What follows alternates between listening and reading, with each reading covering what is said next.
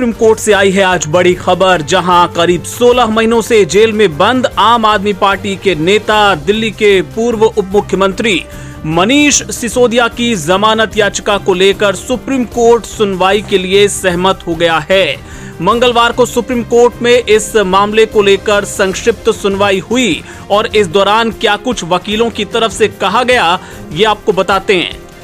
सबसे पहले तो ये जान लीजिए कि चीफ जस्टिस DY चंद्रचूड़ ने इस मामले की सुनवाई के लिए 3 जजों की बेंच गठित की, जिसमें justice Sanjay Karol, justice BR Gavai और जस्टिस KV विश्वनाथन शामिल हैं। इस बेंच ने सिसोदिया की याचिका पर सुनवाई की और इस दौरान सिसोदिया की तरफ से पेश हुए वरिष्ठ वकील विवेक जैन ने कहा कि ट्रायल की गति बहुत धीमी है और इसी अदालत ने ये आदेश दिया था कि इसमें अगर मेरी कोई गलती नहीं है तो मैं सुप्रीम कोर्ट में याचिका दायर कर सकता हूं।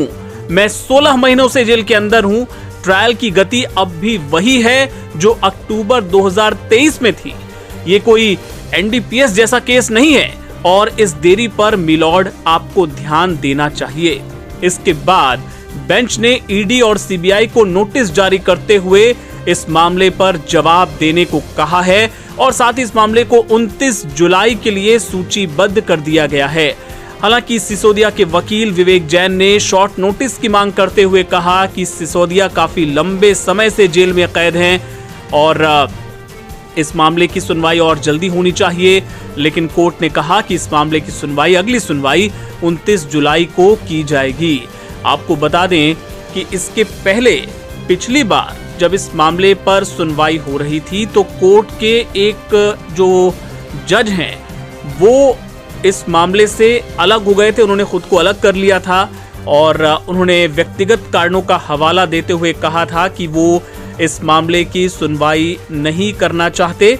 ऐसे में ये मामला टल गया था और उसके बाद अब आज इस पूरे मामले पर सुनवाई हुई, जिसके बाद ED और CBI को नोटिस जारी करके जवाब मांगा गया है।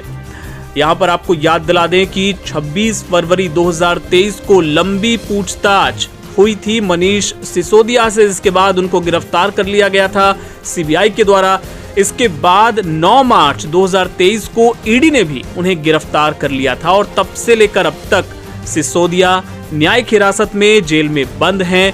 कई बार निचली अदालतों में जमानत याचिका लगा चुके हैं, लेकिन निचली अदालत से लेकर सुप्रीम कोर्ट तक उनकी जमानत याचिकाओं को खारिज किया गया है।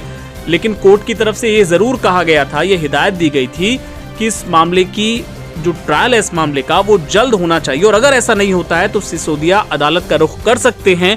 और अब इसी आधार पे सिसोदिया कोर्ट पहुंचे हैं, कह रहे हैं कि 16 महीने हो गए, जो ट्रायल की गति थी वो वहीं की वहीं है, ऐसे में मैं जमानत का हकदार हूं। अब कोर्ट ने इस मामले में ED और CBI से जवाब मांगा है। देखना होगा 29 जुलाई को जब सुनवाई होती है तो क्या कोई राहत सिसोदिया को मिल पाती है या नहीं, क्योंकि केजरीवाल को जिस तरीके से अंतरिम जमानत मिली है उसके बाद से ये उम्मीद की जा रही है कि सिसोदिया को भी कोई राहत उनके खिलाफ दर्ज मामलों में मिल सकती है। हंगामा टाइम्स की तमाम खबरों को देखने के लिए हंगामा टाइम्स को सब्सक्राइब कर लीजिए और बेल आइकन दबा लीजिए। अगर आपको ये वीडियो अच्छा लगा हो तो लाइक बटन प्रेस कर अपनी प्रतिक्रिया हमारे कमेंट बॉक्स में देना मत भूलें।